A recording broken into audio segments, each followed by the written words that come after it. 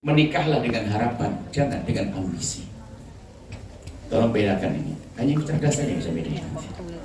Ambisi itu begini, saya menikah harus begini. Kayak tadi, saya kan dokter spesialis, suamiku harus dokter spesialis. Itu ambisi.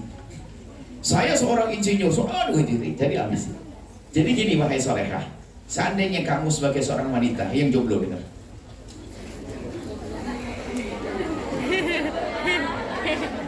Jika memang dirimu butuh 5, ya kamu cari 5 poin pada seorang pria.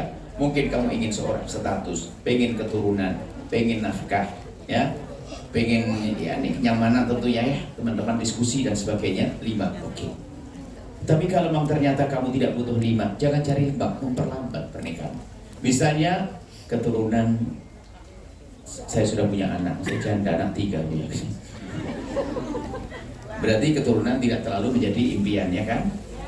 1, oke, karena sudah punya anak. Atau rezeki alhamdulillah ya, saya tabungan sudah cukup dan sebagainya. Berarti yang perlu apa? Saya ingin ketenangan, pengayoman, status. Maka carilah laki-laki soleh yang bakal bisa memberikan status sebagai seorang suami untuk dirimu. Kemudian pengayoman, kebutuhan pribadimu terpenuhi dan seterusnya, ya? Kemudian dia yang bisa menemanimu setiap saat. Jangan berpikir tentang dia harus kaya dan sebagainya. Karena apa? Dirimu sudah punya rezeki yang cukup. Maka ini cerdas. Biarpun nanti ternyata tiba-tiba dapat bonus, tak taunya suaminya dibuka rezekinya, lain cerita. Jadi kalau pengen menikah itu tolong, ada sebagian orang, sebagian wanita, kemarin ada wanita ngadep ke Buya. Ada waktu satu ketika ada belum lama Buya, saya ingin butuh itu saja karena sahabat saya tinggi dan sebagainya, takut saya melakukan yang haram. Sudah sampai mengatakan saya tidak perlu nafkah. Itu jauh lebih hebat, dia cerdas. Karena apa? Dia hanya pengen, dia urusan syahwatnya yang tinggi. Saya pengen nikah, tapi biarpun tidak kasih nafkah enggak apa. Yang penting kebutuhan pribadi saya dipenuhi. Bahkan tidak tinggal serumah dengan kuda bapak. Ada seorang tidak tahu syahwatnya tinggi, dan syahwat bukan aib loh ya. Syahwat bukan celah. Yang celah adalah melampiaskan syahwat dengan cara yang haram. Saya sanjung wanita itu, kau hebat, kau takut dosa. Kau takut dosa sampai mengatakan saya menikah nggak pakai nafkah nggak apa-apa. Yang penting kebutuhan saya dipenuhi. Sekarang mohon maaf, ada karena ambisinya tertunda. Tertundanya kadang-kadang sampai tiba-tiba 35 tahun belum nikah. Ada 40 belum nikah karena dia berpikir menikah dengan ambisi. Mungkin tetangga soleh, tinggal kita bilang ke Ustaz, tetangga itu kayaknya Masya Allah ya, anak muda. Bisa jadi dia calon suamimu lebih muda dari kamu loh ya. Lagi-lagi ada ngatur, suamiku harus lebih tua 5 tahun dari aku biar lebih dewasa. Katanya sudah tua kayak anak-anak. Betul. Dan ini termasuk pendidikan masa depan. Rumah tangga itu indah. Jadi bukan ada tuntut-tuntutan rumah tangga. Kalau ternyata rezeki telah Allah berikan melalui dirimu, alhamdulillah. Jangan jadikan rumah tanggamu berantakan gara-gara ekonomi. Sebab banyak di antaranya sudah pergi. Ini banyak tiba-tiba minta cerai gara-gara pergi ke luar negeri. Bukan seperti itu. Di sana ada anak. Atau mohon maaf insya Allah, semoga Allah menjaga hati kalian. Kadang kekesalan kepada suami ini ada sebabnya. Mungkin ada kita sering mata kita tidak terjaga. Tolong hati-hati yang sudah punya pasangan yang halal yang ada di rumahnya. Fokuslah kepada suamimu, makanya jangan fokus dengan kekurangannya, agar semakin hari semakin rindu dan semakin cinta. Karena biasanya kalau sudah mata jelalatan, mohon maaf, komunikasi dengan lawan jenis yang bukan suamimu adalah bahaya. Dan jangan main-main urusan itu. Tiba-tiba, mohon maaf, sampai seorang perempuan itu soleh sebetulnya dia. Cuman dia salah, dia berkomunikasi, dia cerita, iya Bu ya kenapa? Kalau saya WA sama suami saya biasa saja, tapi kalau laki-laki itu kirim WA ke saya, maksud saya gemeteran Bu ya. Anda bilang kau segala tobat. Ingat, iya langsung di blok semuanya, setiap ingat lagu-lagu istighfar dan sebagainya. Itu perlu sampai mungkin hampir 1 tahun dia mau menahan dirinya semacam itu. Kadang namanya hati, kalau sudah terpaut tuh na'udzubillah. Tolong hati-hati ya. Jangan sampai suami ini, alhamdulillah saleh baik semuanya, harapan kami. Tapi kita harus tetap menjaga. Kalau tidak hati kotor, sehingga suami sebaik apapun tadi bandingannya dengan di alam khayal. Oh seandainya suamiku kayak dia, seandainya suamiku kayak dia, seandainya suamiku kayak dia. Akhirnya apa? Kalau ngomong suaminya lebih candas, apa? Candas kalau bahasa timur tuh ngomongnya kasar, tidak judes. Candas ya apa? Judes, ngomong dan sebagainya. Jadi tolonglah adik-adikku semuanya, calon suami adalah seorang yang soleh, itu saja.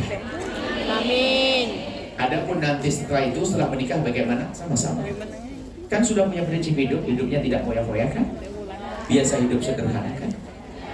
Kenapa? Beli sayur, masak nasi liwet. Saya ajari bikin nasi liwet. Anda bisa di rumah Anda hanya punya kompor.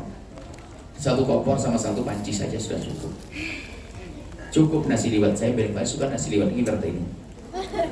Nasi liwet itu tolong nasi itu sama airnya lebih banyak, pokoknya nasi liwet. Kemudian di atasnya kalau sudah nasi itu hampir matang, hampir masak, itu orang cacah, cipir, kacang panjang, daun apa itu dikasih kelapa ya kan, ditabur itu dicampur kayak urak begitu kurang lebihnya, kasihkan asin, tumpangin di atasnya apa?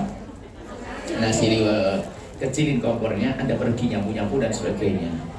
Oh, enak. Apalagi balik nanti intipnya itu sambil dikepelin begini. Gak usah action, wah pakai makanan yang mewah-mewah. Itu aja enak. Hidup gampang. Yang jadi masalah adalah gengsi kita, kesombongan kita, ya. Oh, semoga ini bisa diamalkan. Kita akan ngobrol aja. Baru setelah itu bicara tentang bisnis, ya. Bisnis kita ada masih satu orang, subhanallah. Dia ditinggal oleh keluarganya. Dia punya duit banyak. Ternyata dalam waktu singkat hancur. Karena apa? Gampang terpesona dengan wanita, bisnis yang ditawarkan orang. Ya jangan gampang ya, jangan mau percaya. Kalau biaya, kalau keuntungan sudah nggak masuk akal, banyak bohongnya kan itu saya. Ayo jerih payah, ya. Pulang ke kampung usaha yang halal bersih. Yang insya Allah dengan orang membiasakan dengan kesederhanaan sudah kaya sebelum kaya. Pastikan dengan sederhana. Ya hari ini mereknya merek Hongkong, baju Hongkong barangkali. Rumah biasa saja yang Jawa Timur, yang di Cirebon ya Tegal Bubuk sana. Kan biasa. Ya, salehah semuanya. amin. Baik. Pertama apa? Biasakan sederhana. Kemudian sederhana. Kemudian setelah itu kalau sudah sederhana, hidup dengan sederhana, ya.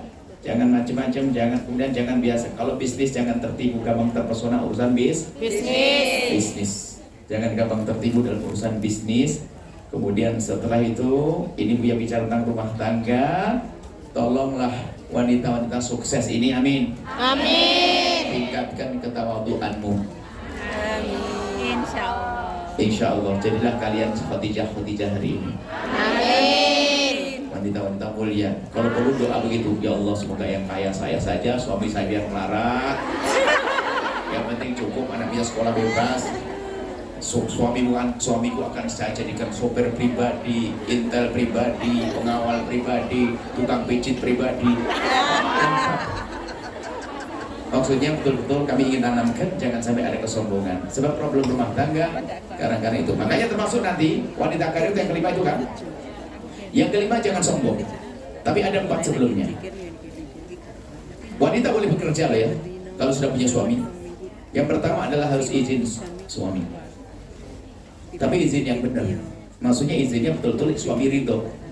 Bukan izin begini, Bang, tahun dan 2 tahun nih lihat listrik banyak utang ini. Izin dia sama kerja. Ya ngancam dulu begitu loh. Ya. Jadi kalau mau izin yang bener, izin beneran. Abang, mohon maaf, aku tuh sebenarnya nggak pengen kerja sama ini. Tapi keadaan abang ridho indah kira-kira. Rayu yang biar diizini, satu. Yang kedua, kerjaannya halal. Terserah, kalau mungkin hari ini ada kerjaan yang tidak halal dan sebagainya, semua perlu berubah. Tidak ada yang sempurna dalam beragama, ketahuilah. Kalau Buya kasih rambu-rambu, bukan harus semuanya megang 5. Paling tidak mendekati dulu. Kerjaannya halal. Yang ketiga, kerjaannya terhormat. Yang keempat, tidak meninggalkan kewajiban intinya. Itu yang nggak bisa. Kewajiban inti bukan dengan suami, menemani suami. Dan ini Buya minta maaf sama suami ya. Minta maaf sama suami dan rindulah untuk pulang. Yang kelima, agar tidak sombong. Dan sebetulnya dari permasalahan saudara-saudari kita yang kerja di luar negeri tadi, hidupnya foya-foya, terpesona dengan bisnis, lalu sombong sama suaminya. Itu tok. Coba kalian perhatikan, tidak ada selain itu permasalahan sehingga hidupnya tetap berantakan. 3, hidupnya jadi foya-foya, bukan sederhana, gampang terpesona bisnis, bubar, hancur, bohongi sama orang. Yang ketiga, berubah sama suaminya, petentang, petenteng, pasti sengsara hidupnya. Itu bukan kalian, amin. Baik, mungkin aku ditanyakan, kita ngobrol, ada yang bimbingan, diskusi, ngobrol. Siapa yang jomblo?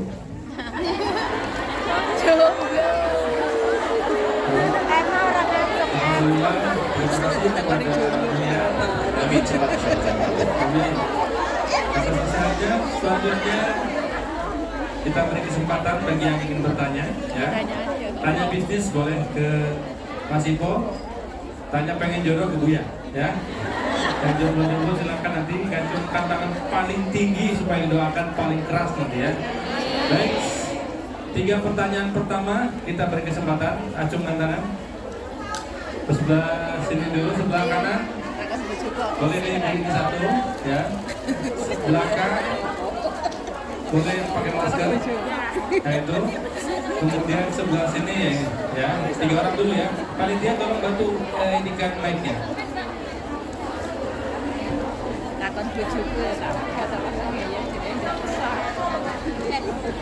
Terima kasih. Yang lain tolong tenang, ya. Tolong tertib, tolong tenang. Disimak pertanyaan. Silakan. Tolong tenang. Assalamualaikum warahmatullahi wabarakatuh. Waalaikumsalam warahmatullahi Buya dan Pak Ipo, sekedar saya mau singkat saja, rada dredeg.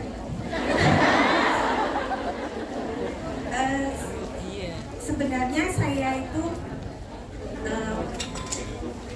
ada keahlian kerja dari sebelum menikah sampai saat ini umur 42 selalu gagal gitu. Sebelum menikah gagal dalam melawan. kerjaan. Sebelum menikah saya tukang rias gitu, potong rambut gitu, buka salon. Terus menikah buka toko gagal, salon gagal. Terus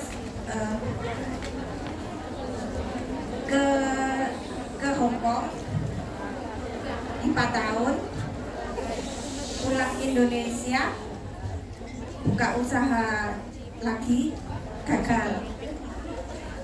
Pulang Indonesia 3 tahun, balik lagi ke Hong Kong, bekerja lagi gagal. Ya sebenarnya sih kemarin setelah pulang dari Hong Kong saya buka bikin kue tar gitu usahanya, terus jualan kopi, warung gitu, gagal. Terus kesalahan saya itu apa Bu ya? Apa saya kurang bersyukur gitu. Terus ini saya pengennya kerja yang terakhir ini saya memiliki lahan, pengennya buka kos-kosan gitu. Dan sementara rumah saya bocor gitu. Saya pengennya bikin rumah dulu atau bikin usaha gitu. Terima kasih. Sebentar. Untuk waktu jadi tukang rias, gagalnya karena nggak ada yang beriak. Bukan, karena nggak ada modal.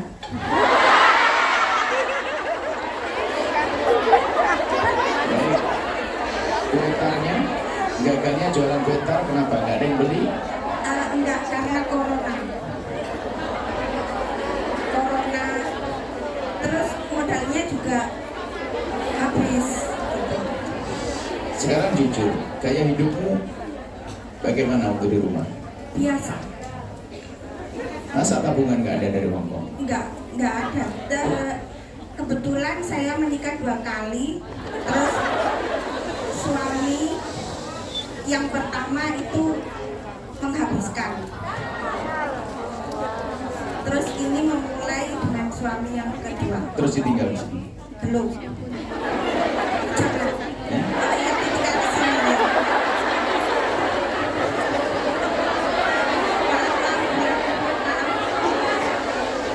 Jadi kalau boleh cewek tak cewek. Maaf ya. Baik, terus suamimu soleh insya Allah. Insya Allah sekarang baik ya. Allah ya ya. Baik. Subhanallah. Baik. Terima kasih.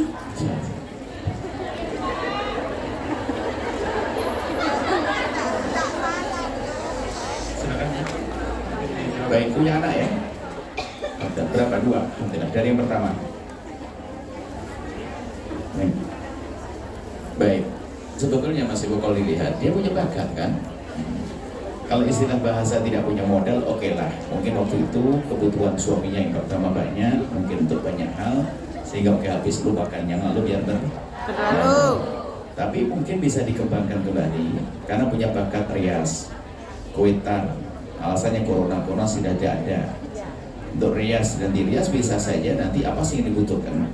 Cuman nanti harus berubah niat. Buya perlu juga, kita perlu ada tukang rias yang memang patuh dengan syariat. Kita perlu tukang rias yang patuh dengan syariat, tidak menghiasi pengantin kecuali sesuai dengan syariat. Itu sudah banyak yang sudah kita bimbing, tukang-tukang rias, apa yang nggak boleh, apa yang nggak boleh. Karena sekarang juga ada gerakan orang rindu untuk berdandan tapi yang sesuai dengan syariat. Nanti dapat nilai dakwah dan sebagainya. Insya Allah suamimu membantu, ya. Kemudian juga cara hidupmu benar, tidak foya-foya. Insya Allah cepat pulang. Kapan pulang? Tidak usah. Dengar Buya enggak? Karena sudah berani tanya meja kan Buya, sampaikan salam ke suamimu. Kasihan suami. Kamu tidak pernah jadi laki-laki suami.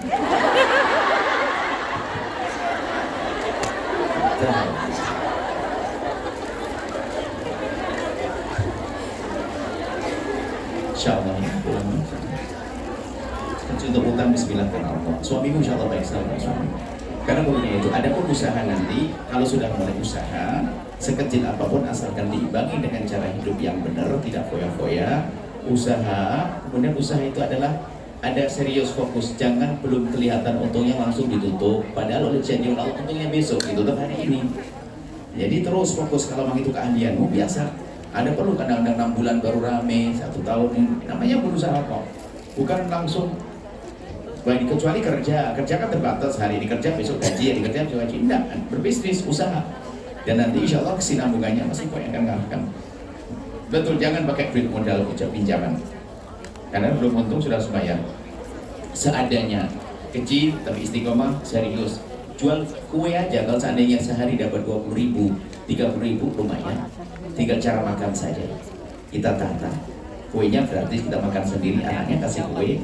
Nanti seperti itu. Jadi insya Allah nanti segera pulang dirintis bersama. Suaminya sekarang punya bakat apa kerjanya? Oh itu bagus. Hari ini tempe jadi makanan favorit bagi orang-orang yang hidup sehat. Tapi tempe yang sehat, tempe yang jujur, bukan berpasir. Ya kan? Insya Allah ya, boleh. Nanti bisa pondok mana langganan ngambil tempe suaminya. Kamu yang dipijitin suami. Baik, amin. Insya Allah, insya Allah.